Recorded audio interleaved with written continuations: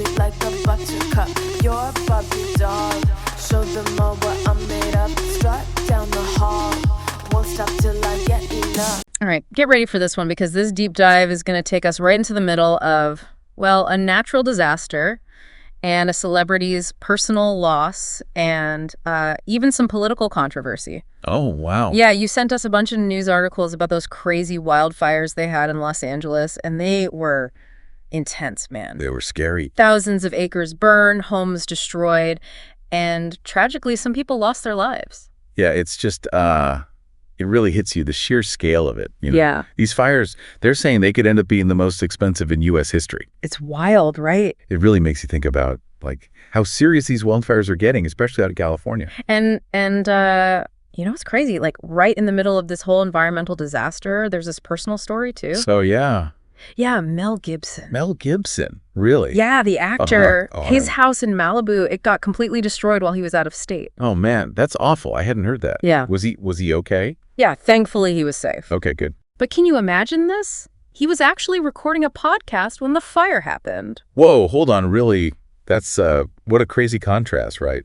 Recording a podcast while your house is burning down. I know, right? It just shows you how fast these things can happen. So sudden, so unpredictable. No kidding.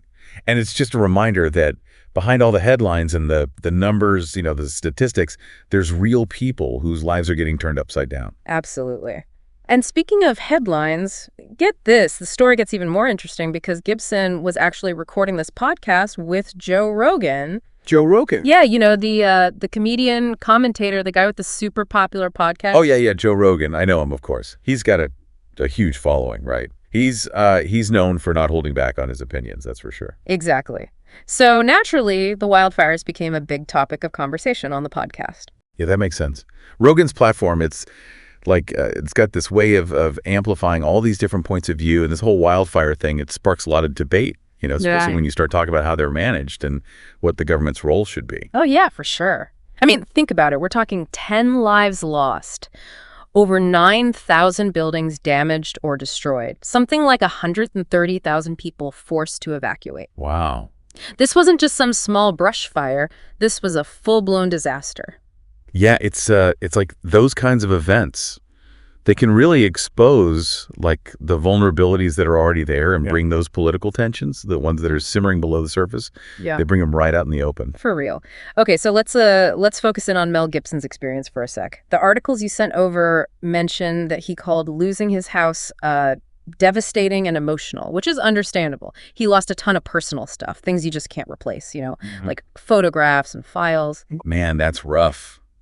It's easy to forget that even these celebrities, people who seem to have it all, you know, they're still vulnerable to this kind of loss. I can't imagine what he's going through emotional. Totally. And it's interesting, right? Because even though he lost so much, Gibson's been trying to stay positive. Good for him. He keeps saying that his family is safe, which is obviously the most important thing. Absolutely. But still, can you imagine being thousands of miles away, just doing a podcast, while your home is literally turning to ash?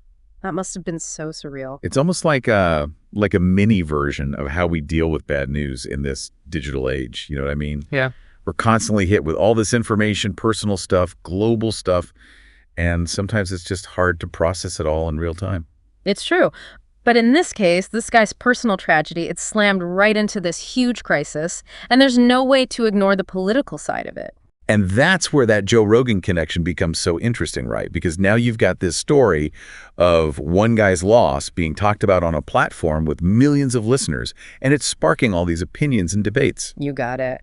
And one of the biggest things that came up was how people felt about how the wildfires were handled, especially the California government's response. So now the personal story becomes a way to talk about, like, responsibility, preparedness, the role of the government in dealing with disasters, all that stuff. Exactly. And it wasn't just random people on the internet chiming in.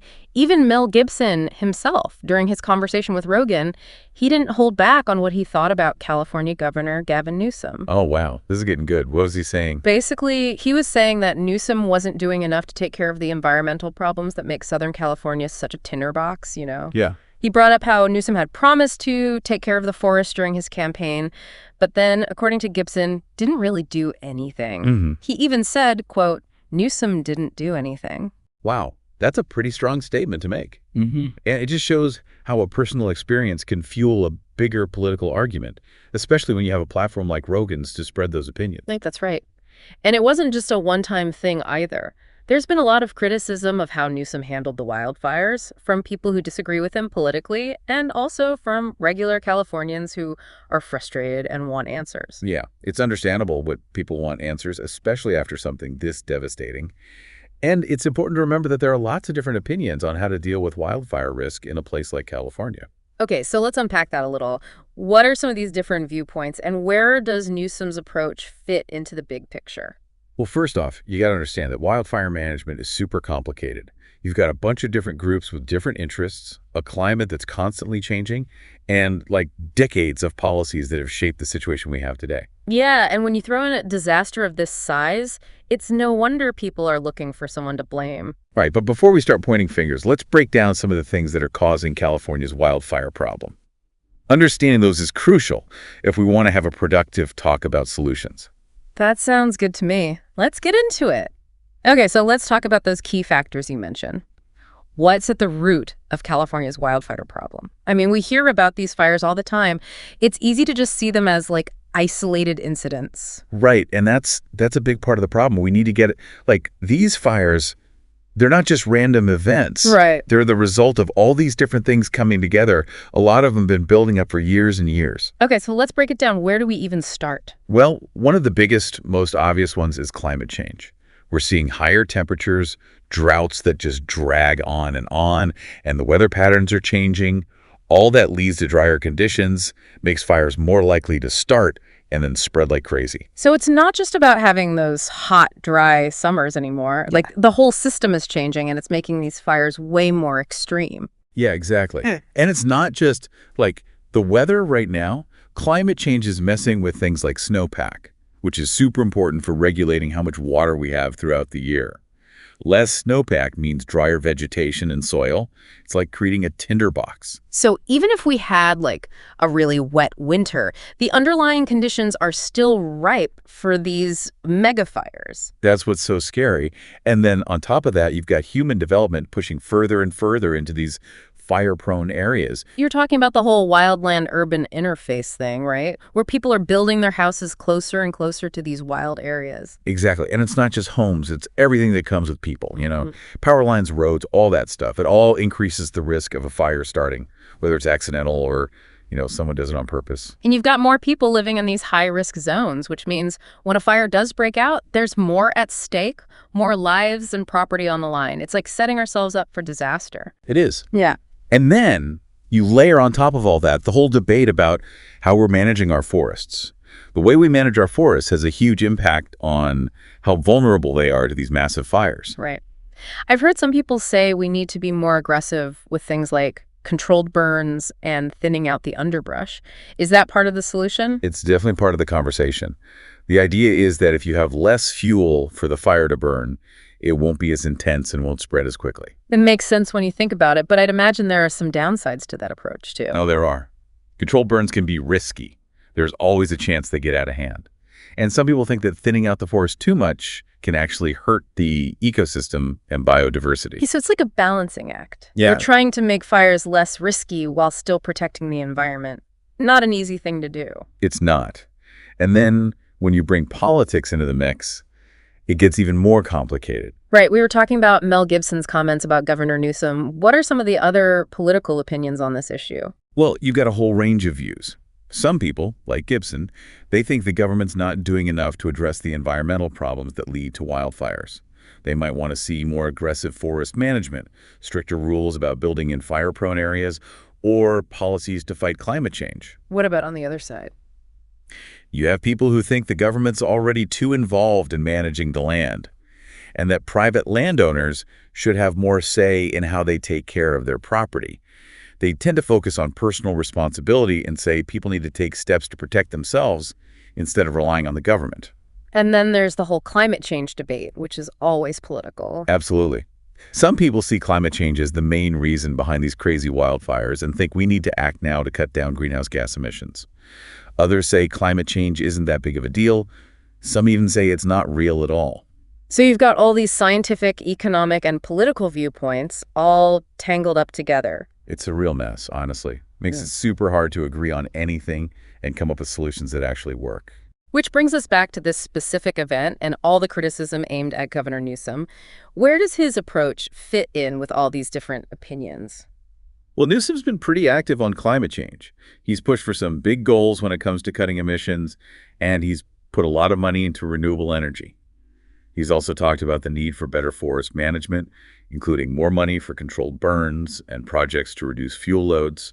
So he's trying to tackle the problem from different angles. He is, but people who disagree with him say he's not moving fast enough and that he's too focused on climate change and not focused enough on more immediate needs, like making our forests healthier and giving resources to communities that are at risk of fires. So it's a question of priorities, figuring out how to use the resources we have. Exactly. And there's no easy answer. Every decision comes with trade-offs, and there are always going to be people who feel like their needs aren't being met. It's a tough situation all around, but I think it's good that we're having these conversations, trying to understand the different viewpoints and how hard it is to find solutions. I agree. And I think it's also important to remember that there's no one solution that works for everyone. What works in one part of California might not work in another. And what worked in the past might not be effective now that the climate is changing. Right. We need to be flexible and come up with new ideas for how to deal with this. Definitely. So where do we go from here? We've talked about what causes wildfires, the different ways to manage them, and all the political arguments surrounding them. But what does all this mean for us, the listeners? How can we make sense of this complex issue and maybe even be part of the solution? Those are great questions. And I think they bring us to a really important conversation about what we can do as individuals and as communities. Because while government policies are important, there's a lot we can do ourselves to reduce the risk of wildfires and make our communities stronger. Okay, I'm definitely interested in hearing more about that. It's easy to feel overwhelmed by this problem and like what we do as individuals doesn't really matter. I know what you mean. But I really believe that even small changes in how we behave can make a big difference when it comes to preventing wildfires. So what kind of small changes are we talking about? Like what can people actually do in their day-to-day lives to make a difference? Well, think about it. So many of these wildfires, they start by accident. Yeah. A cigarette that someone just tosses without thinking, a campfire they leave unattended, even just a spark from, like a lawnmower or something. Right. Just being aware of those everyday fire hazards, the things we don't really think about, that can make a huge difference. It's like a change in how we think, right? Being more aware of what could happen, especially when everything's so dry and ready to burn. Yeah, exactly. It's about creating a culture of fire safety, And it's not just about being careful ourselves. It's about talking to our neighbors, teaching our kids, being the ones to speak up in our communities and say, hey, be careful with that fire. Yeah, that's a good point. It's like that whole it takes a village thing, right? We got to look out for each other, not just ourselves. For sure. And there are things we can do around our own homes to reduce the risk, too. Clearing out the brush, creating that defensible space around your property, that's crucial. Making sure our roofs are fire resistant, keeping the gutters clean, even something as simple as choosing plants that don't burn easily for your landscaping. All that stuff can help. So it's like taking those preventative measures, kind of like wearing a seatbelt when you're in a car. It might not stop every accident, but it can make a big difference in how bad it is. That's a great way to put it. And then beyond what we do individually, there's the whole community level. Getting involved with local fire safety councils, supporting our fire departments, speaking up for smart land management policies. Those are all ways we can contribute to making our communities stronger and more resilient. It sounds like there's a lot we can do, even if it doesn't feel as impactful as, I don't know, passing a big climate change law or something. There is. And I think those individual actions can be really empowering. It's easy to feel helpless when you see these huge wildfires, but when we take action in our own lives, we get some of that control back. We become part of the solution, not just people watching it happen. That's so important, that idea of taking responsibility and recognizing that we all have a role to play in making things safer. It really is. Yeah. And I think that sense of shared responsibility, that's what's going to make the biggest difference in the end. Well said. So to bring this back to where we started, it's interesting how Mel Gibson's story, losing his home like that, it gives us a glimpse into this much bigger problem. It's personal, it's political, it's environmental, it's all these things mixed together. It really is. And I think it shows how connected everything is. Something that happens in one place, whether it's a wildfire in Malibu or a decision made by the government, it has ripple effects that we might not even realize. It's a good reminder that we're all in this together, and that what we do, big or small, it all matters. Couldn't agree more. Well, to wrap up this deep dive, I want to thank you for sharing your knowledge and helping us understand this complicated issue. It's been really eye-opening. My pleasure. Thanks for having me. And to you, the listener, we hope this conversation was informative and got you thinking. Like we've talked about, wildfires are a tough challenge, but they're not impossible to deal with. By understanding the risks, taking steps to prevent them, and talking about these issues in a productive way, we can all work together to build a safer future. Thanks for joining us on this deep dive, and we'll catch you next time. Sound the alarm. I'm coming up. We'll have the ball. I'm sweet like a buttercup. You're a Barbie doll. Show them all what I'm made up.